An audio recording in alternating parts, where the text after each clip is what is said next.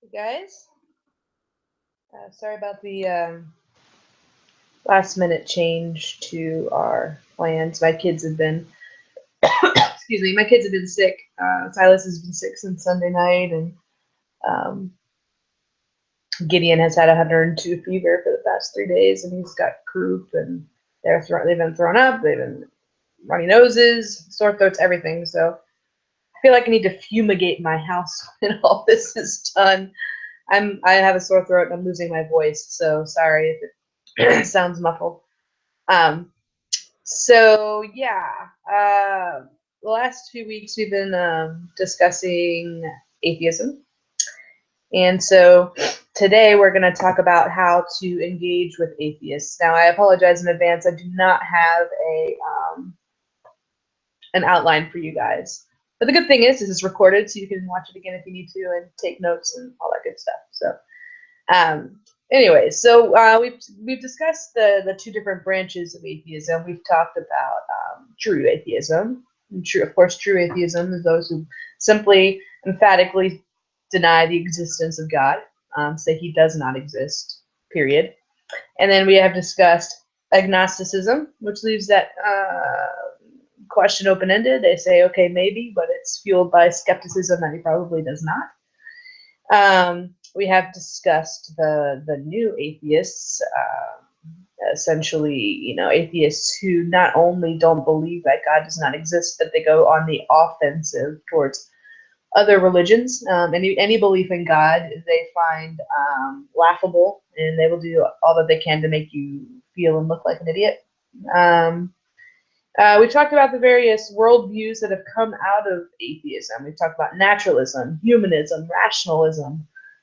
We discussed the history of atheism, the various political movements that have arisen from atheism, such as Marxism and communism.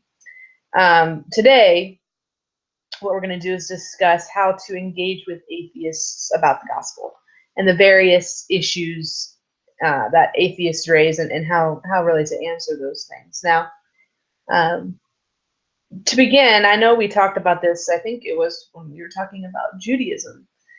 But I know we have discussed, practical ways, just how to preach the gospel, and keeping in mind these things is very important. So I wanted to go over it again. This will be kind of a review, but periodically I'm going to do this because it's so important, because this applies to every religion that we're trying to reach. And so um, keep these things in mind. So number one, Evangelism 101, practical ways to preach the gospel. So first and foremost, of course, we have to build relationships with unbelievers. Before you can preach the gospel, you need to have a relationship.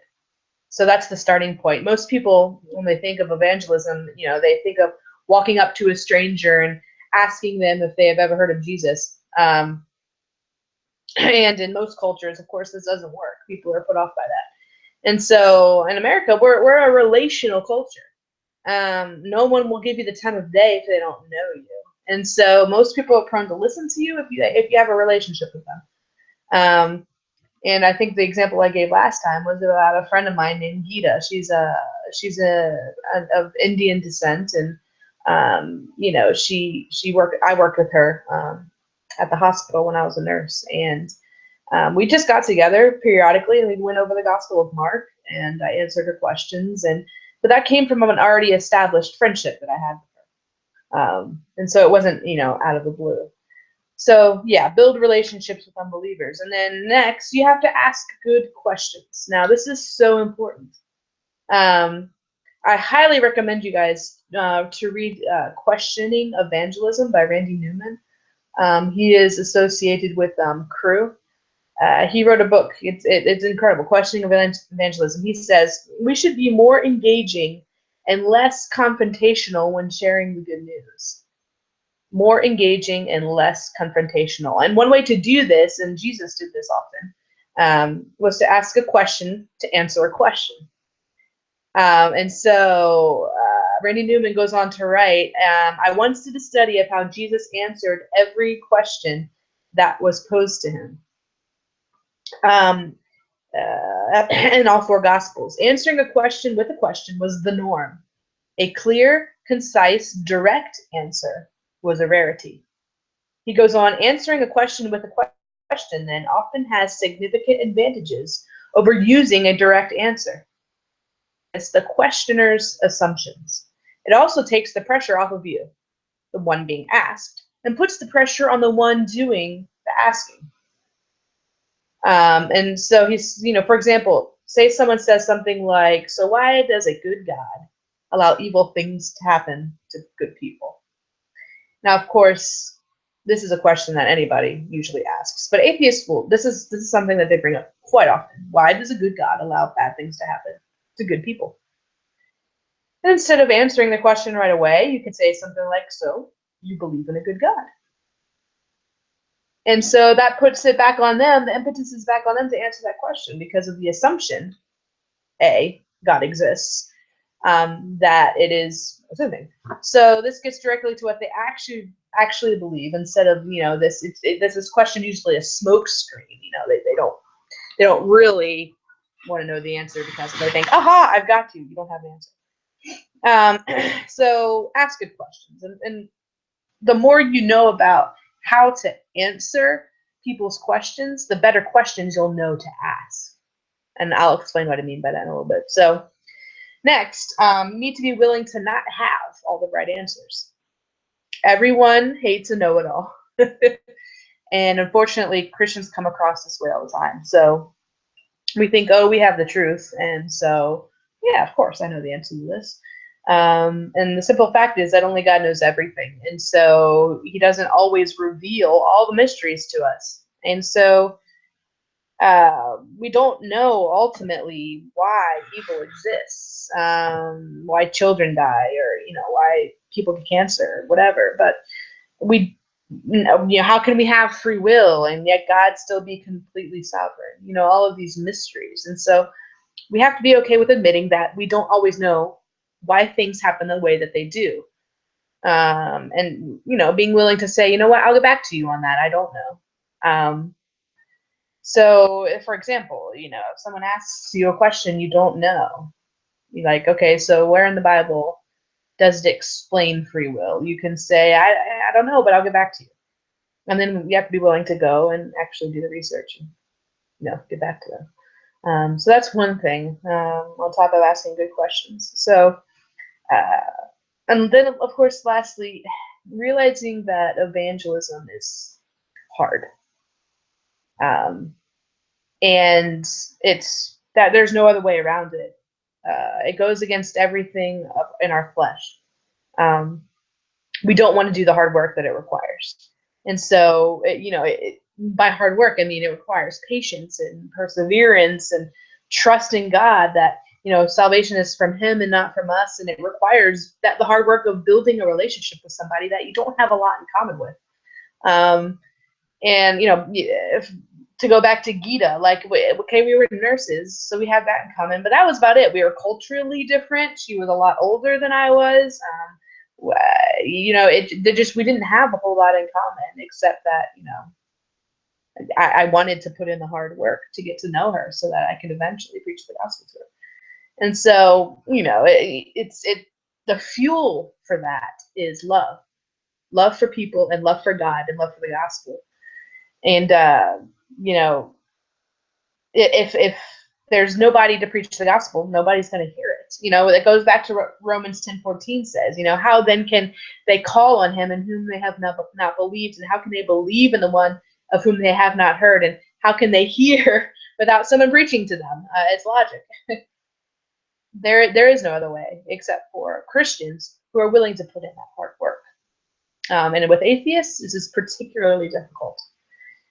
Especially new atheists, because they are they try to be offensive, and they try to make Christians look like idiots. And so most of them, not all of them. And so it requires being able and willing to look past that and to push through, and to really love people. And then, of course, lastly, we have to get to their underlying worldviews. Naturalism, rationalism, humanism, understanding what those are, like we talked about before.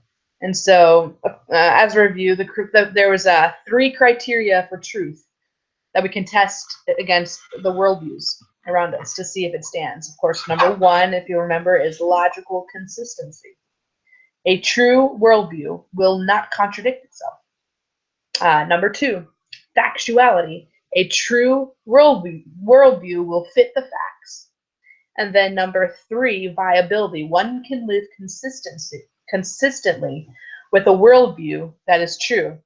So to get to someone's worldview, there's no better way than to ask questions, like I said, and stack it up against those 3 criteria. So then, that kind of leads us now to the most common questions and issues that atheists raise. The first one I want to talk about is the main person who posed it. It was Christopher Hitchens. We talked about him a couple weeks ago.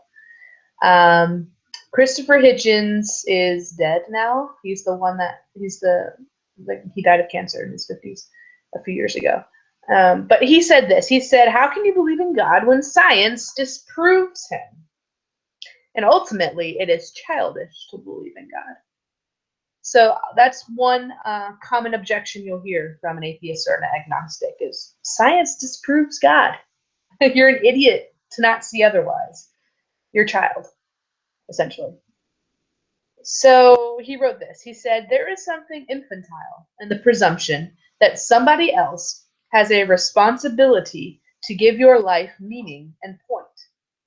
The truly adult view, by contrast, is that our life is as meaningful, as full, and as wonderful as we choose to make it." So what he's saying is it's really childish to think that God is responsible for our happiness and the meaning that we find in life. So, well, there's some questions to ask then. Is this, okay, can you prove scientifically that God does not exist? And even Hitchens will admit that he cannot definitively say that. He has said that before. You cannot definitively prove that God does not exist. You can't do it scientifically either.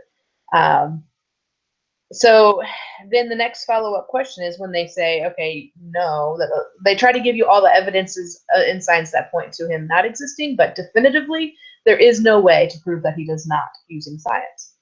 And so a follow-up question is, so doesn't it take just as much faith to believe that he doesn't exist as it does to believe that he does exist? Because as Christians, we can point scientifically that prove that he does exist, just simply by the intricacies of nature, down to our fingerprints, or how cells repopulate. It's incredible. And so, if believing in God is childish, it stands to reason then that not believing in him is childish as well, since both take the same amount of faith to believe. And here's a good example to use. Say you're on a desert island and it's completely barren, and you walk and you see a laptop computer just sitting in the middle of this barren island. Okay, so you see the laptop computer. What is more foolish to say? Wow, look what happened. It just spontaneously arrived here. Oh my goodness, how cool of evolution. Or to think, I wonder if somebody put it there. I wonder if somebody made that laptop and created it that way and placed it here for a reason. Okay, so which makes more sense logically? Obviously that a mind, somebody, a person, whatever, left this laptop on this barren island, not that it just magically appeared out of nowhere or evolved to be where it was. So that kind of asks the faith question, which requires more faith? Doesn't it require more faith to believe that just magically happened, or that somebody actually designed it and put it there? So that's one example you can use. So that answers kind of that gives you some ideas for how to answer the science disproving God issue. Now, what about the meaning of life issue? And really, that quote that I just read is a misunderstanding of Christian application of finding, quote, meaning in God. God has manifest himself as just self-existent. Um, the responsibility, as the Bible teaches, both lies in our application of our knowledge of God and what has been revealed to us either through Scripture, through nature, whatever, and how God has chosen to reveal himself. So our responsibility is to accept God as he has revealed himself, and no meaning can be found outside of God's self-revelation. Nothing else makes sense. So really, to say that it's infantile to presume that somebody else is going to give our life meaning and point besides us is to misunderstand who God is and his essence.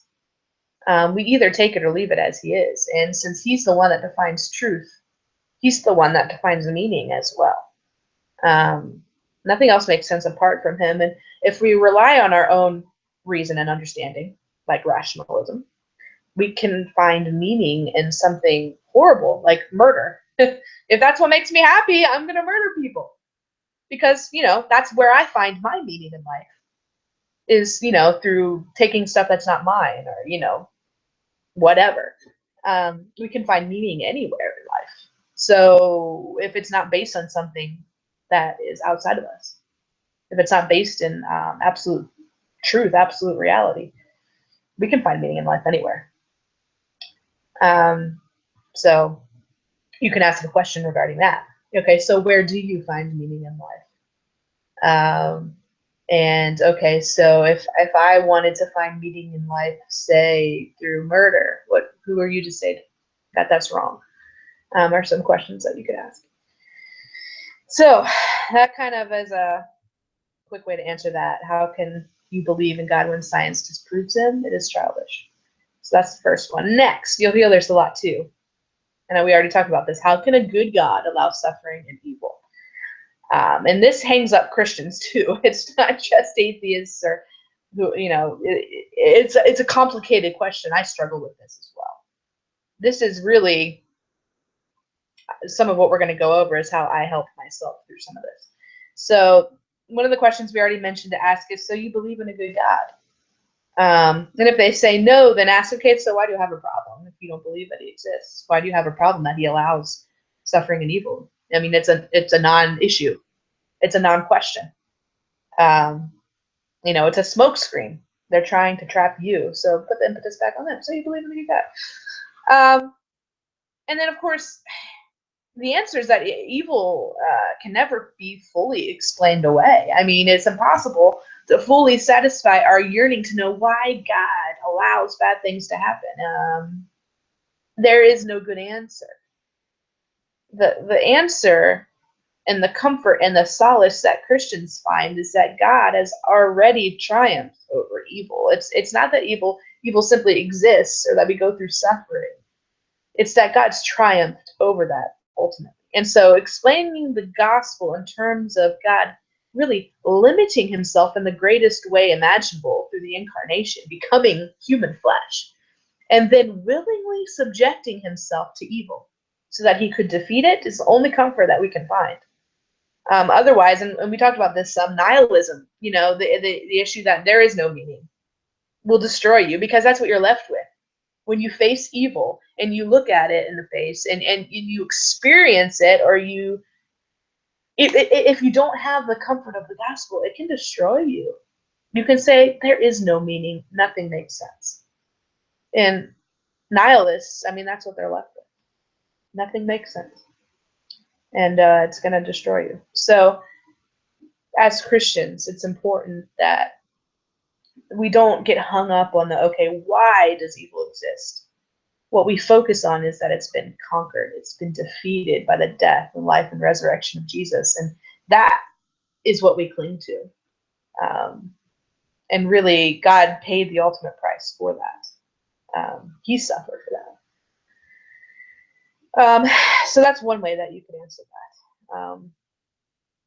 And then next, religion. This is something that Christopher Hitchens says is religion has caused more harm than good. I'm sorry that I said Richard. Yeah, I did. I said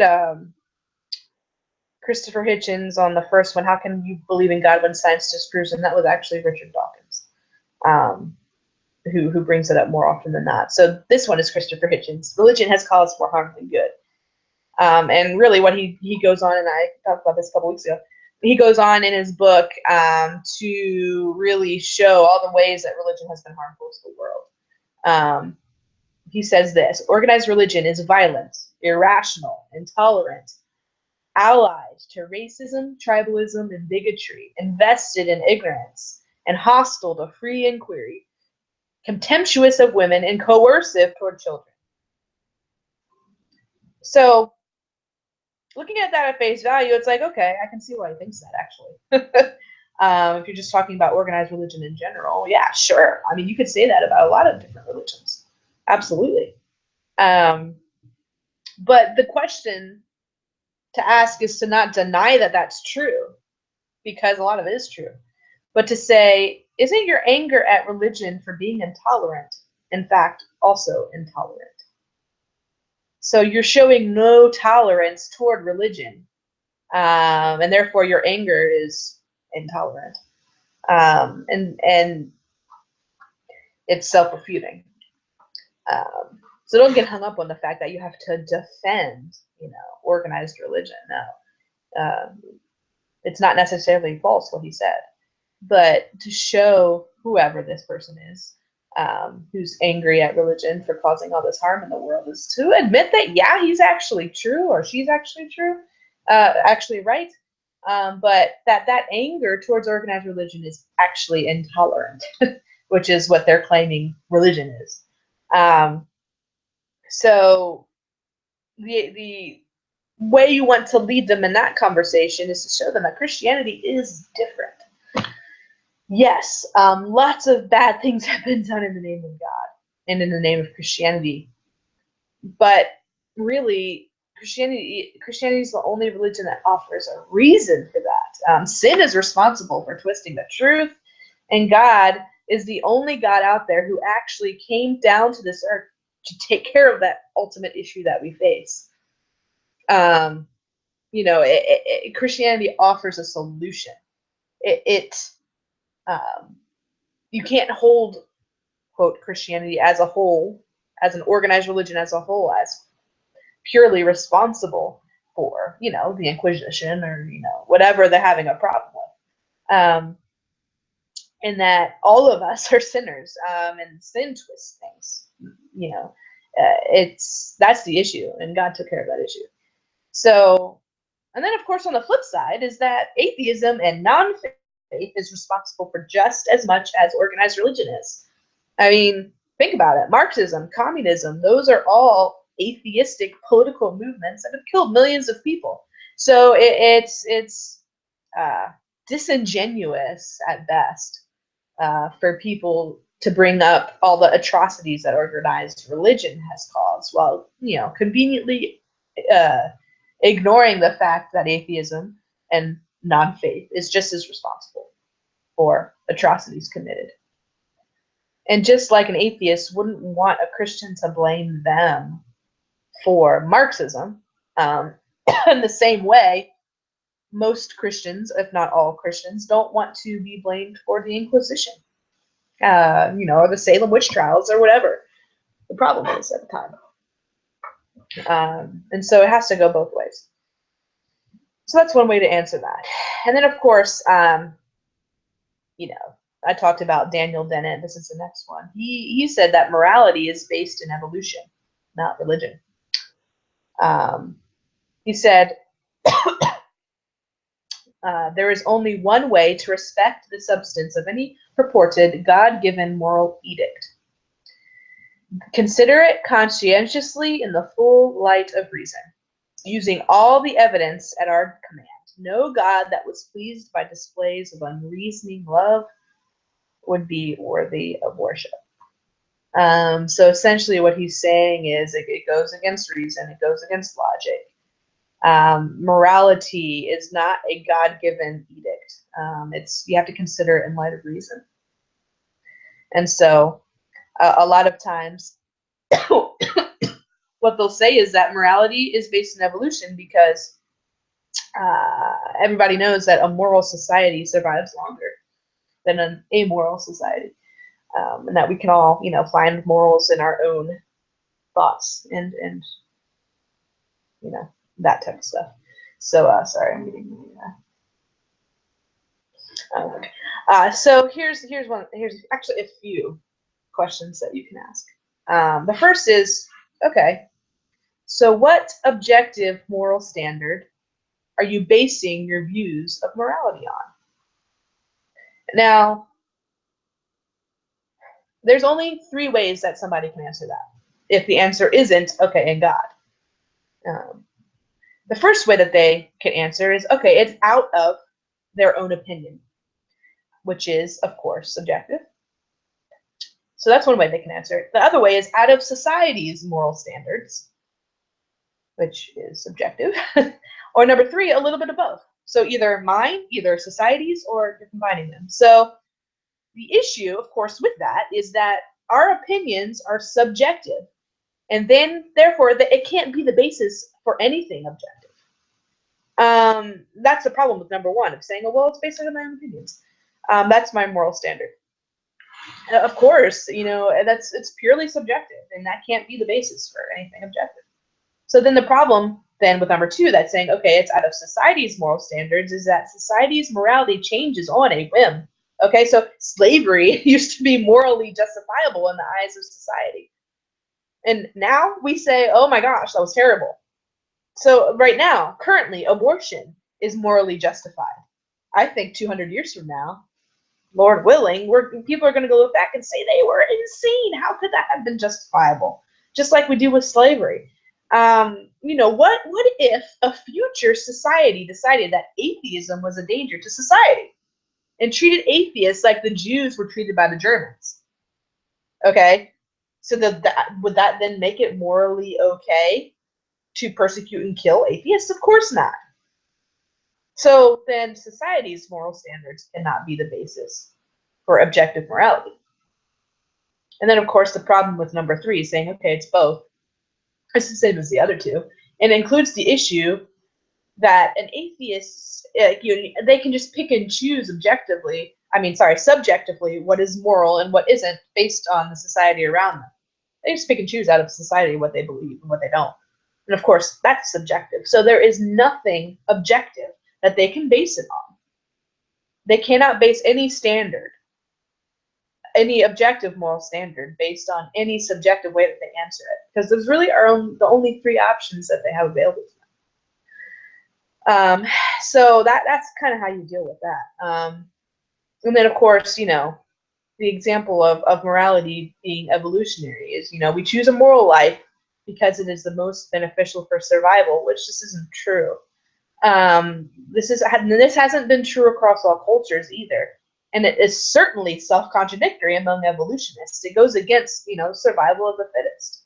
In the animal world, where most species will kill their own young if it means they will survive. And of course, we're just, evolved from those same animals. So why would we behave in the same manner? And even now you see it, that it's not true. We lie and we cheat to get ahead in the world.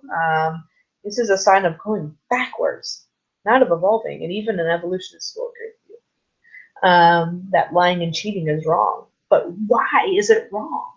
Why is lying and cheating wrong if it's not based in something morally objective?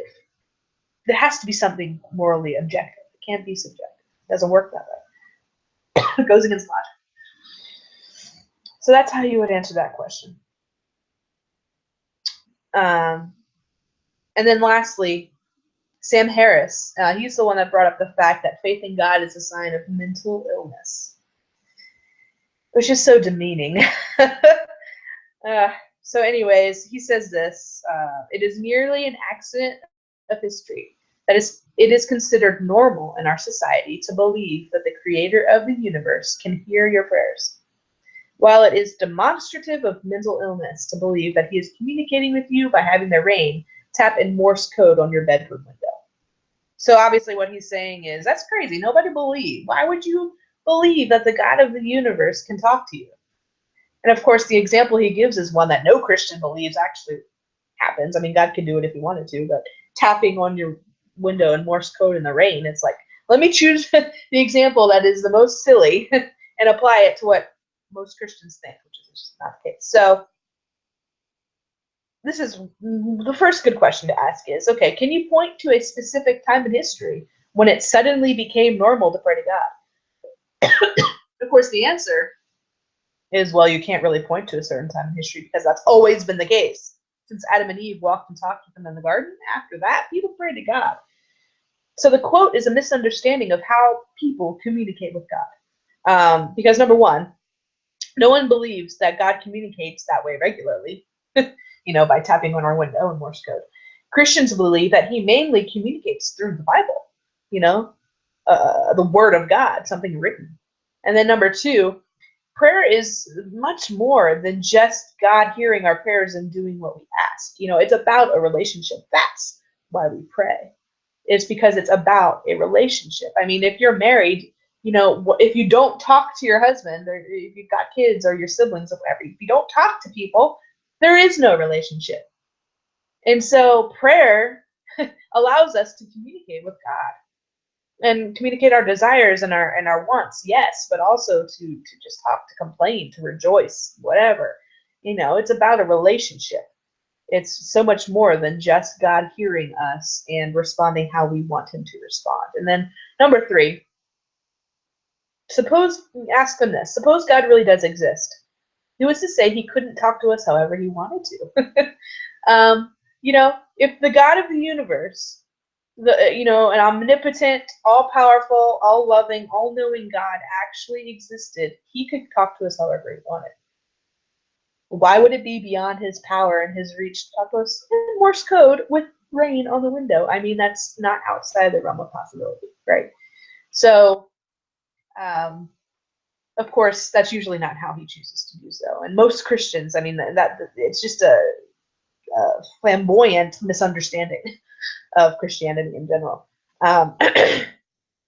And so, it's a smokescreen. It's a way to make Christians look dumb, and it's a misunderstanding of Christianity in general and of God. So those are some of the main issues that will be brought up by atheists. Now, of course, it goes without saying that it is hard to not be defensive of our beliefs when confronted. And so we feel like, oh, I have to give a defense for God. I have to defend the Bible. I have to defend Jesus. Which in some cases that might be the case. That might be what needs to happen. But for the most part, God can defend himself.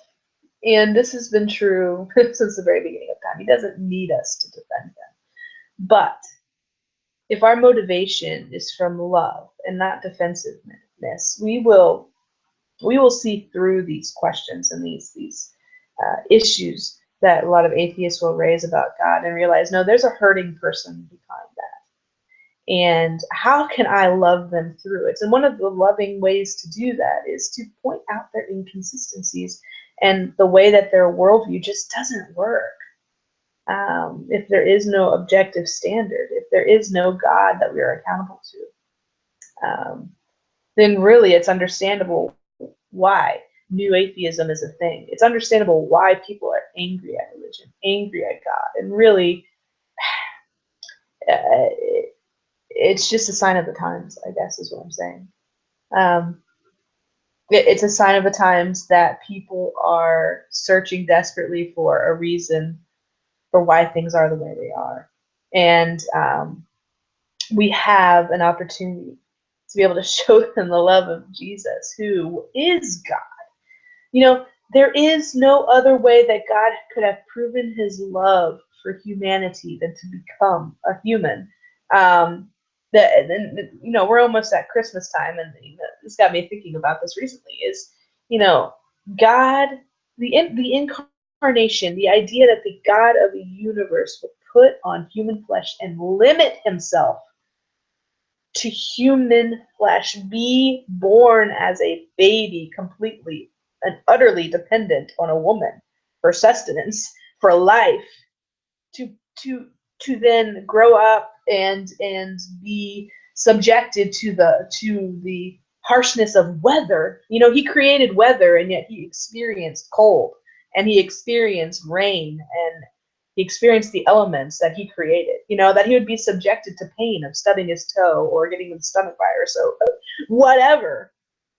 It is incomprehensible that that there would be some other better way for the universe to be explained away than to believe that a God who's willing to do that, to go to that great length to show us that he loves us and that he's here and that he exists by walking on this earth. I mean, there is no other or better way. And so always come back to Jesus because he proves the love of God for us. So yeah, anyways, I'm done, I think. If you guys have any questions, please let me know.